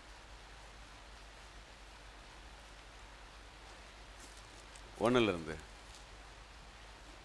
சகல ஆயக்காரரும் பாவிகளும் அவருடைய வசனங்களை கேட்கும்படி அவரிடத்தில் வந்து சேர்ந்தார்கள். அப்பொழுது பரிசேயரும் வேதபராகரும் முறுமுறுத்து, சகல ஆயக்காரரும் பாவிகளும் இயேசுவுடைய வசனங்களை கேட்கும்படி அவரிடத்துல வர்றாங்க. யார் வர்றாங்க? யார் வர்றாங்க? ஒருவேளை சமுதாயத்தினால கெட்டவங்கன்னு சொல்லி ஒதுக்கப்பட்டவங்க, பேர் வாங்கினவங்க இயேசு வந்து என்ன பண்றாங்க? வர்றாங்க இங்க. அப்பொழுது பரிசேயரும் வேதபராகரும் முறுமுறுத்து, இவங்க யாரு? பரிசேயரும் வேதபராகரும் சொல்லும்போது ஒருவேளை சமுதாயத்தினால நல்லவங்கன்னு சொல்லி பேர் வாங்கினவங்கன்னு வச்சுக்கலாம். பரிசேயர்னா அவங்களுடைய நோக்கமே அதுதான், எல்லாத்துக்கும் மத்தியில் நான் நல்லவன்னு பேர் வாங்கணும். அவங்களுடைய முயற்சி அதுதான். பரிசேயனுடைய முயற்சி என்ன? மற்றவங்க பார்க்கும்போது என்னை நல்லவன்னு சொல்லணும்.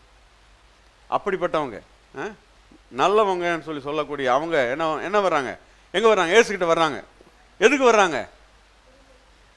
கெட்டவங்க இயேசுகிட்ட எதுக்கு வர்றாங்க? வசனத்தை கேட்கும்படி வர்றாங்க. இவங்க எதுக்கு வர்றாங்க? இவங்க வசனத்தை கேள்வி கேட்கும்படி வர்றாங்க. இயேசுகிட்ட வந்தாங்க. இயேசுகிட்ட வர்ற ஒரு கூட்டம் ஒருவேளை கெட்டவங்க மாதிரி இருக்குது, அவங்க எதுக்கு வர்றாங்க? வசனத்தை கேட்டு மனம் திரும்பி தங்களுடைய வாழ்க்கையை சிறப்பாக்கி கொள்ள வர்றாங்க. இன்னொரு கூட்டம் வருது, அவங்க பார்க்கறதுக்கு நல்லவங்க மாதிரி இருக்கிறாங்க, அவங்க ஏசுக்கிட்டு தான் வர்றாங்க, வசனத்தை தான் கேட்குறாங்க. எது கேட்குறாங்க? அதுல இருந்து குற்றம் கண்டுபிடிச்சு கேள்வி கேட்க வர்றாங்க. இந்த மாதிரி கூட்டம் இன்னைக்கும் இந்த உலகத்தில் இருக்குதான் செய்யுது. அதுக்கு அவங்க முறுமுறுத்து, இவர் பாவிகளை ஏற்றுக்கொண்டு அவர்களோட சாப்பிடுகிறார் என்றார்கள். இப்போ இவங்களுடைய கருத்து என்ன தெரியுமா? அவங்கெல்லாம் பாவிங்க, நான் பாவி இல்லை. ஆனால் வசனம் சொல்லுது, எல்லோரும் பாவம் செஞ்சு தேவ மகிமை அற்று போனாங்க. அப்போ எல்லாரும் பாவம் செஞ்சு தான் தேவ மகிமை அற்று போனவங்களா இந்த பூமியில் பிறக்கிறாங்க. அப்படி பிறக்கிறவங்க மறுபடியும் தேவனுடைய வார்த்தையை கேட்டு தேவனுடைய வார்த்தையை ஏற்றுக்கொண்டு அவரை கனப்படுத்தி அவர் கொடுக்குற மரியாதையை கொடுத்து தேவனுடைய வார்த்தையின்படி என்னுடைய வாழ்க்கை இனிமேல் நடக்கட்டும்னு சொல்லி ஒப்பு கொடுக்குறவங்க என்னவாகிறாங்க? ஜீவனுக்குட்படுறாங்க. அவங்க தேவனுடைய மகிமையை அடைந்து கொள்றாங்க. இங்க அதான் சொல்லப்படுது, அவர் பாவிகளை ஏற்றுக்கொண்டு அவர்களோடு கூட சாப்பிடுகிறார் என்றார்கள். அவர்களுக்கு அவர் சொன்ன ஊமையாவது, இயேசு இப்போ 3 ஊமை எல்லாத்துக்கும் தெரிஞ்சது தான், ஆனால் முக்கியமான காரியத்தை மட்டும் இதில் பார்க்க போகிறோம். முதலாவது ஆட்டுக்குட்டி. ஒரு ஆடு என்ன ஆகுது? காணா போகுது. என்ன பண்ணுறாரு? மெய்ப்பனாக பரலோக பிதா காணாமல் போன யாராக இருந்தாலும் கண்டுபிடிக்கும்படியாக ஹிருதயத்தில் ஏவப்படுறார். கண்டுபிடிச்சு அது கிடைக்கிறவர்களும் தேடுறார். அவருடைய நோக்கமெல்லாம் யாரும் தொலைஞ்சு போனவங்களா இருக்கக்கூடாது, எல்லோரும் காப்பாற்றப்படுகிறவர்களாக, மீட்கப்படுகிறவர்களாக, எல்லாத்தையும் அவர் மீட்பதற்காக ஏங்கி கொண்டிருக்கிறார். இன்னும் சொல்ல போனால் அவர் தேடி தெரிஞ்சு கொண்டு அந்த வசனத்தை வாசிக்கிறேன்.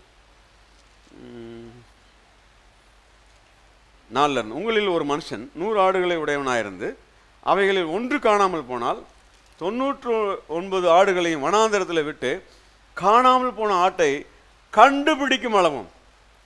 இதுதான் பிதாவுடைய ஹிருதயம், கிறிஸ்துவனுடைய உண்மை. என்ன எது கிறிஸ்துவுடைய உண்மை? அதான் சொல்றாரு, கண்டுபிடிக்கணும். சொல்லுங்க, கண்டுபிடிக்கணும். பிதாவுடைய ஹிருதயத்தை நம்முடைய ஹிருதயமா மாற்றணும். அப்போதான் நாம் அவரை கனப்படுத்துகிறோம். அவருடைய வார்த்தையை நம்முடையதாக மாற்றணும். அப்போதான் நாம் அவரை கனப்படுத்துகிறோம். கண்டுபிடிக்கும் அளவும் தேடி திரியானோ அப்படின்னு சொல்றாரு. முதலாவது கண்டுபிடிச்ச ஒருபாடு சந்தோஷப்படுறாரு. 2வது 8ஆம் வசனம், அன்றியும் ஒரு ஸ்திரீ 10 வெள்ளிக்காசை உடையவளாயிருந்து அதில் 1 வெள்ளிக்காசு காணாமல் போனால் விளக்கை கொளுத்தி வீட்டை பெருக்கி அதை கண்டுபிடிக்கிற வரைக்கும் ஜாக்கிரதையாய் தேடாமல் இருப்பாளோ. இதோடைய அர்த்தம் என்னன்னா, ஒருவேளை ஒரு பெண்ணை போல இறங்கி அங்க மெய்ப்பனை போல எந்த இடத்துல இருக்குமோன்னு சொல்லி தேடி திரிகிற அந்த அனுபவத்துக்குள்ளாக பிதாவை காண்பிக்கிறாரு. இங்க ஒரு பெண்ணை போல அந்த 10ல் 1 மிஸ் ஆயிடுச்சு, அது எப்படியாவது நான் என்ன பண்ணணும், கண்டுபிடிக்கணும்னு சொல்லிட்டு என்ன பண்றாங்க? விளக்க கொளுத்துறாங்க, இருளை விரட்டுறாங்க, என்ன பண்றாங்க? வீட்டை பெருக்குறாங்க. எனக்கு கிடைக்கிற வரலும் நான் என்னுடைய எஃபர்ட் என்ன பண்ண மாட்டேன், நிறுத்த மாட்டேன். பிதா இப்பொழுதும் அதை செய்து கொண்டிருக்கிறார். காணாமல் போன வெள்ளிக்காசை போல, அது அவருடைய பார்வையில் தொலைந்து போனவர்கள் மாத்திரமல்ல, ஒவ்வொருவரும் விலையேற பெற்றவர்களாக இருக்கிறதுனால அவர் என்ன பண்றாரு? அதை தேடி கண்டுபிடிக்கும் அளவும் அவர் செயல்பட்டு கொண்டே இருக்கிறார். பிதாவாகிய தேவன் அந்த ஹிருதயத்தோடு கூட இயங்கி கொண்டிருக்கிறார். அதுக்காக தான் இன்னைக்கு பேசிக்கிட்டு இருக்கிறார். நம்மை சுற்றி இருக்கிற ஒவ்வொருவரையும் திரும்ப அவருடைய ஆதி அன்புக்குள்ளாக கொண்டு வந்து சேர்க்கும்படியாக தேவனாகிய கர்த்தர் பேசி கொண்டிருக்கிறார். இன்னைக்கு அநேகருக்குள்ள அந்த அந்த அந்த அன்பை ஆண்டவர் ஊத்திக்கிட்டு இருக்கிறார். ஆதியில் நீ கொண்டு வந்த அன்பை விட்டுட்டாயேன்னு சொல்லி குற்றப்படுத்துவதற்காக அல்ல, தேவனாகிய கர்த்தர் அந்த ஆதி அன்புக்குள்ளாக ஒவ்வொருவரையும் கொண்டு வந்து சேர்க்கும்படியாக அவருடைய வார்த்தை இயங்கி கொண்டிருக்கிறது. இந்த வார்த்தை கேட்டுக்கொண்டிருக்கிற ஒவ்வொரு வீடுகளுக்குள்ளாக கர்த்தருடைய அனாதி சிநேகம் இப்பொழுதே ஊற்றப்பட்டு கொண்டிருக்கிறது. அந்த ஆதி அன்புக்குள்ளாக வந்துவிடும்படியாக ஒவ்வொருவரையும் அவருடைய அன்பு கரம், அவருடைய காருண்யம் இழுத்து கொண்டிருக்கிறது. அவர் செயல்பட்டு கொண்டிருக்கிறார். வைராக்கியமா அவர் செயல்படுறார். அவருடைய செயல் அவர் நிறுத்திக்கவே இல்லை. அவர் எப்படி அன்னைக்கு செஞ்சாரோ, 2000 வருஷத்துக்கு முன்னாடி செயல்பட்டாரோ, அதை விட அதிகமாக இந்த காலகட்டத்தில், இந்த நாட்களில் அவருடைய வல்லமை விளங்கி கொண்டிருக்கிறது. அவருடைய கரம் கிரியை செய்து கொண்டிருக்கிறது. மூன்றாவது நாம் பார்க்குறோம், இங்கே கடைசி வசனத்தை வாசிக்கிறான். லூக்கா 15:32. உன் சகோதரனாகிய இவனோ மரித்தான், திரும்பவும் உயிர்த்தான். அக்கிரமங்களினாலும் பாவங்களினாலும் மரித்து போயிருந்த நம்மை கிறிஸ்து உடனே கூட என்ன பண்ணாரு? உயிர்ப்பித்தார். ஒரு உயிர்மீட்சியை பெற்று இந்த பூமியில் வாழும்படியாக அவர் நமக்கு காரியங்களை செய்கிறார். அப்போ பிதாவுடைய ஹிருதயத்தை இங்கே தேவனாகிய கர்த்தர், அங்கே ஆண்டவராக இயேசு கிறிஸ்து அங்கே காண்பிக்கிறத நான் வாசிக்கிறோம். நல்லவனா கெட்டவனாங்கிறது இங்கே பிரச்சனை இல்லை. எல்லோருக்குள்ளாகவும் தேவ அன்பை விதைக்கும்படியாக பேசிக்கொண்டிருக்கிறார். மனம் திரும்புதல் என்பது தேவனுக்கு கொடுக்கக்கூடிய மரியாதையை கொடுப்பது. அது மாத்திரமல்ல, கிறிஸ்துவை பற்றிய உண்மைக்குள்ளாக நம்ம இணைத்துக் கொள்வது. இந்த நாளில் அதைத்தான் நம்மோடு கூட ஆண்டவர் பேசிக்கொண்டிருக்கிறார். இந்த காரியங்களை நாம் புரிந்து கொள்வோம். மனம் திரும்புறதுன்னா ஏதோ ஒரு சடங்கை மாற்றிக்கிறது இல்லை. கர்த்தருடைய பந்தி சடங்கு அல்ல. இதுக்குள்ளாக இருக்கக்கூடிய ரகசியத்தை நாம் புரிந்து கொள்ள வேண்டும். அன்றைக்கு எகிப்தில் பஸ்கா ஆட்டுக்குட்டியினுடைய மாம்சத்தை புசித்த ஒவ்வொருவரும் பாதுகாக்கப்பட்டாங்க. அவர்கள் மாத்திரமா அவருடைய மிருக ஜீவன்களையும் என்ன பண்ணாரு? தேவனாகிய கர்த்தர் காப்பாற்றினார்.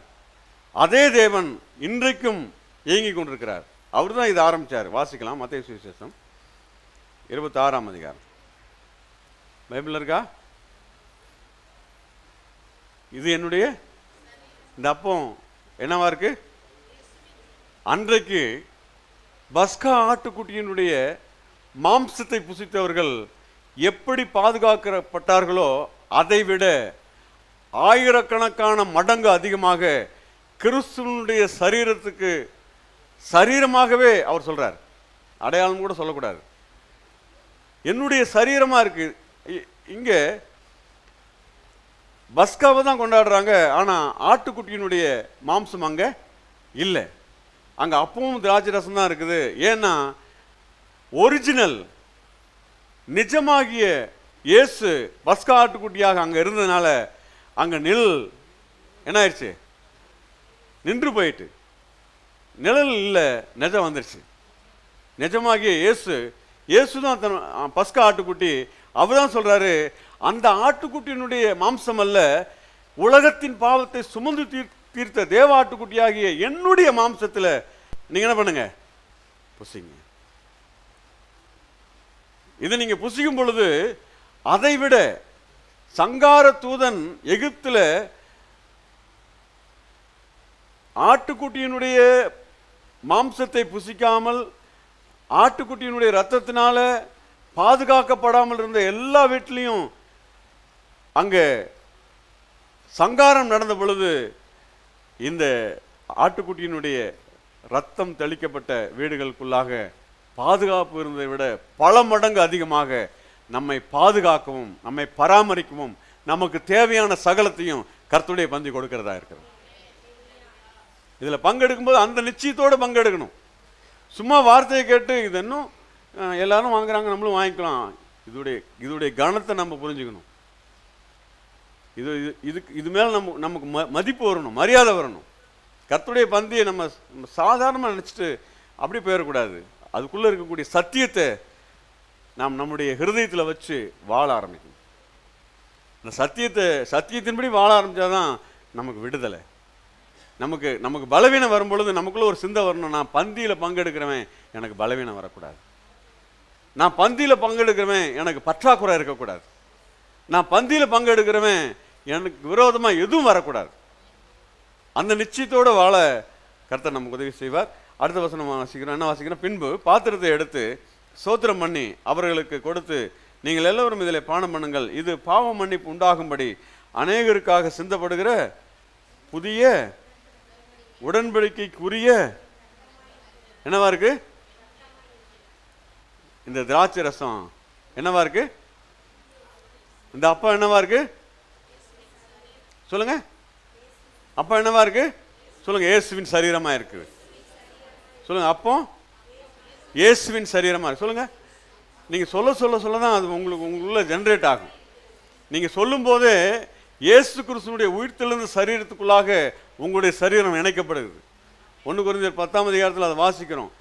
அந்த அந்த இந்த அப்பம் அவருடைய சரீரத்தோடு கூட அவருடைய மாம்சத்தோடு கூட நம்ம இணைக்கிறது, ஐக்கியமாக்கப்படுகிறது.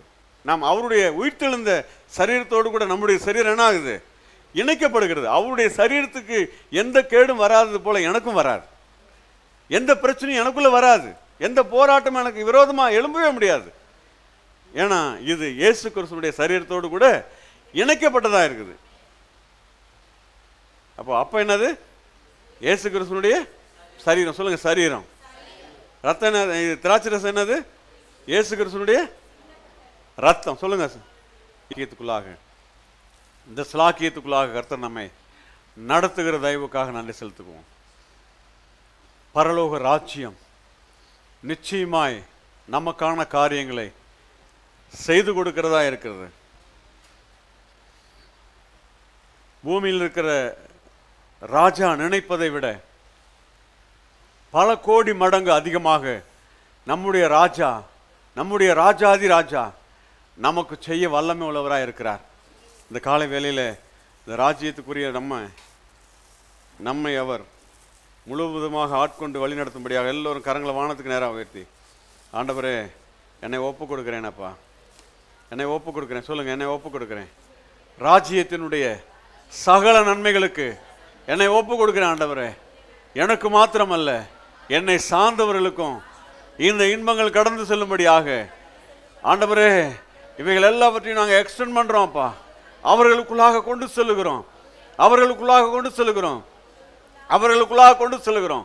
இந்த ராஜ்யத்தினுடைய சகல சௌபாக்கியங்களும் எங்களை சார்ந்த ஒவ்வொருவருக்குள்ளாக இப்பொழுதே செல்வதாக, சென்று சேர்வதாக, சென்று சேர்வதாக. நீர் தூரத்துக்கும் ஆண்டவரே தேவனா இருக்கிறீரப்பா, நீர் தூரத்துக்கும் தேவனா இருக்கிறீரப்பா. எவ்வளவு தூரத்தில் இருந்தாலும் எங்களை சார்ந்த ஒவ்வொருவரையும் இந்த சத்தியம் பிடிக்கட்டும் ஆண்டவரே. இந்த சத்தியம் ஆண்டவரே ஒவ்வொருவரையும் சென்று சேரட்டும் ஆண்டவரே.